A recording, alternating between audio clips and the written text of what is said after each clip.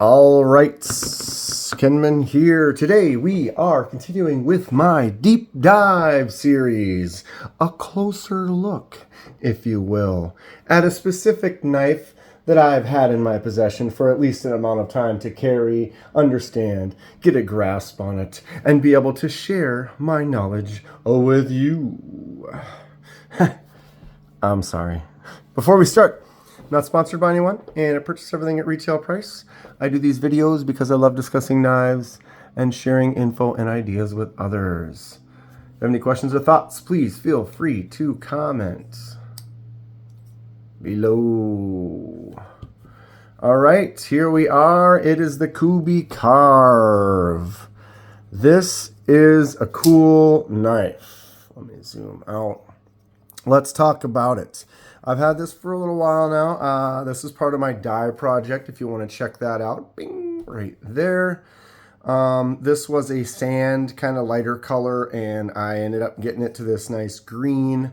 I think it's a really cool look. The green and black has always been something I enjoy. This is a D2 steel blade, and the G10 scales that I did the dye with.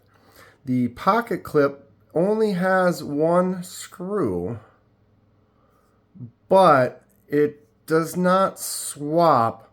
On this side, it is recessed and cut out a rectangle where that sits down into. This side does not have the rectangle.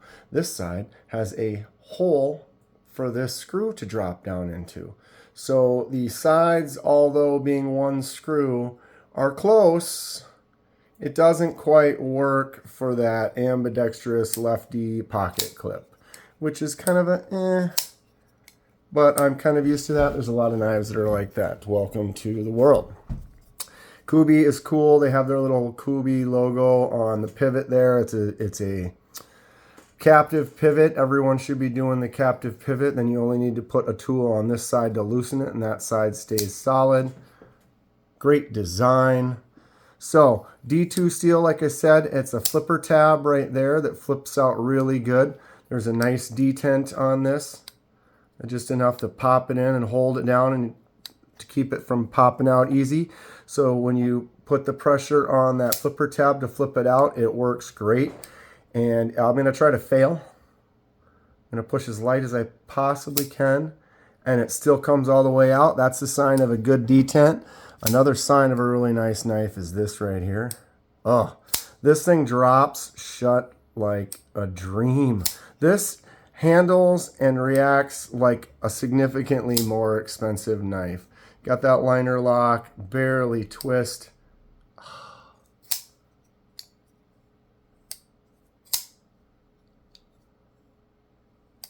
Right?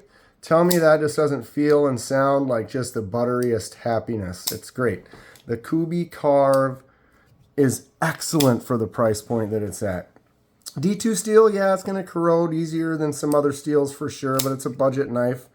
I really enjoy the style of the cutouts on the handle and the facets. The way it comes down here and here, it kind of gives it that contoured kind of feel because of these cuts. Plus, it has a really interesting style. Whenever we do the dye, it also kind of brings it out. It makes these kind of shadows and areas pop more. Let's get some close-ups. Tanto style blade. It's not generally style I prefer. It's a little bit more difficult. I mean, getting this tip in to do some work does great, but like the belly, sometimes it doesn't work as good as some other blades, but it also depends on what your use is and what your style is and what you like. If you're just carrying a knife and opening boxes and stuff, this thing's going to work great. There's some jimps right there, really nice little set of jimps, and this little teeny, little almost harpoon, kind of just a little bit of a spot for your finger to kind of sit, do some work. Thumb rides in there really nice. This is a bigger knife. I kind of have a larger hand, and if I spread my grip out, there's still a little bit of nub on the end of there. It's a good feel. Really nice access to the liner. They've got it a little bit cut a little bit lower on this side so that it's easy to get into that. Push it down and it just drops. I like the way there's a hole in the back of the flipper tab. It's a little accent that's not necessary. And what I haven't done yet is that. it has a fuller groove in it. Kenman, that's like your favorite thing to do when you haven't even done it yet. I was kind of surprising you. I don't know. I'm just playing. So thumb is a little bit harder to get into that spot. I can't do it, I guess. I guess I never tried it. That's one of my least desired methods of opening. If there's a thumb stud, those work great. But that flipper tab works really good. And the fuller flicks out really nice. It's a long fuller. So you can kind of decide if you want to get a little bit lower, but you can kind of basically get all the way at the top. Oops. And then fail it with my right hand. I tell you, good times. Tell you though, the drop, you know, maybe not every model is as good as this one here, but I found I take a knife apart and do the die and then put it back together properly, get the blade centered nicely, and get the right tension on it. And this blade is solid. It's not moving anywhere. Nice solid blade, centered like I said. It actually looks like it's a little bit that way. Lighting. I could probably tighten it down a little bit. As you use it, sometimes that loosens up. But right now, that blade feels solid in there, so we're good. But, man, this thing drops and is fun. I could open and close this all day long. The one thing I was saying, like I said, with one screw hole, that really would not be that difficult to make that lefty friendly. Be cool if they would do that. I don't have much negative to say about this thing. It's other than that, it's the action on it is great. It fits well in the pocket. It's a nice size. Maybe offer a clip point or a drop point maybe blade for the same knife. That might be an offering that would be interesting. I do like the shape where it kind of, the handle kind of bends it forward almost a little bit, kind of gives you that kind of forward aggressive kind of angle on it. This is a great knife. If you haven't seen any Kubeys, I have quite a few. Kubey is a really good company. They make some nice stuff, a lot of good quality stuff on the budget side of that $40 to like $80 range. But then they definitely have some where they offer them in a more premium version where they have a higher quality steel, titanium handle frame or scales. You know what I'm saying? They're a good company. Kubey's got some cool stuff.